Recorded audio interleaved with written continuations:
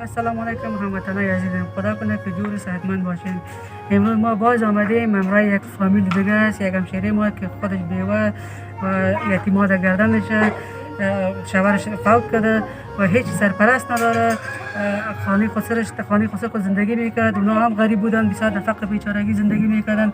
اینجا خانه پدرش آمده، پدرش هم خودش ریشسفید است و خدا برادر هم نداره که برشان کار کنه چیزی و بسیار به سختی زندگی خود پیش میبرن. و حالا میریم میبینیم نزدیک قصهش خودتان میتونید که گوش کنید و قصهش همراه شما شریک میکنید. چرا نمیری مکتب؟ پیسه نداری؟ مدرسه هم نمیری؟ در پیش روی کمره است و کل مامایت خودت تماشا میکنه، میبینه تو میتونی که بگویی که از هرچی که میخوای بگو که مامایت هم باید کمک کنه. بچه مکتب میری با پیسه روان که درس میخوانی؟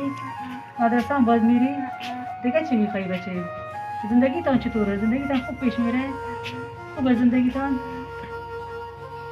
تو چی میری؟ مکتب میری بچه تو؟ چرا نمیری مکتب؟ نداری پیسه؟ مدرسه هم نمیخوانی؟ از مامایت چی میخوایی بچه؟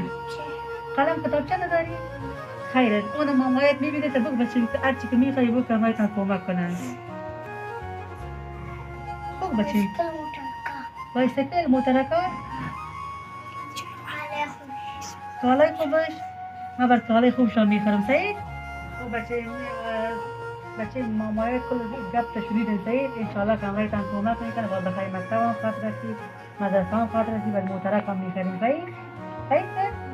تو خوارک قند مینال دیگه خودت چی میخوایی از دیگه داره که همه شما چی کمک کنه؟ هر چی که خودتونی داری که همه در پیش روی داره جانورای خودمونی کمک میخوام که ما کمک کنه داشتکن کمک کنه که درس بخونه مکتب بره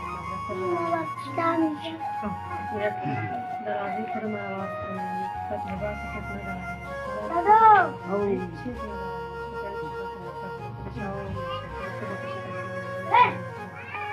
خود زیاد باشم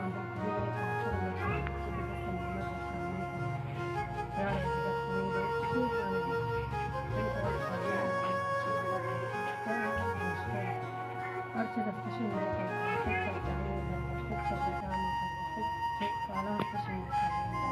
خود بیرون که ببرن میگم چی بر ما چرا ما نمیکنم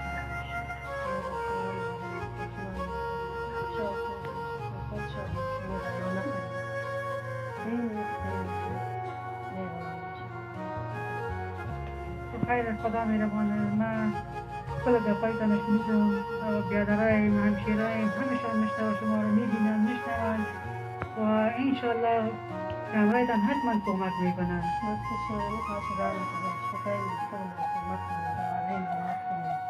ببینید که ما چی حالتی میشه چی زندگی داریم مگه ما هیچ کس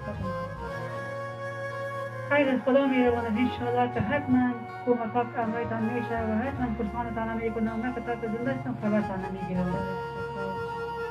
هموطنان عزیزم خودتان دیدین و شنیدین قصه همشیری ما را که چی رقم زندگی خود پیش میره و در چی حالت قرار داره و این طفلکای خود میبینید که صاحب 3 طفل و 3 طفل یتیم، مکتب نمیره، مدرسه نمیره، فقط یک بچه که کلانش که مدرسه میره. بس دیگه اگر میخواهید که شما همراه ما کمک کنین و این یتیما را دست بگیرین، همراه ما همکاری کنین، پس میتونین که در واتساپ نمبر زنگ بزنید. هر کمکی که دارید به اینا روان کنین. نمبر واتساپ 0777 410 403 کمکایتان روان کنین. انشالله که من به یتیما کمکایتان برسانم و دعای زیارت بگیرین که دعای زیارت در آخرت به درد کل ما میخوره. تشکر. خداحافظ.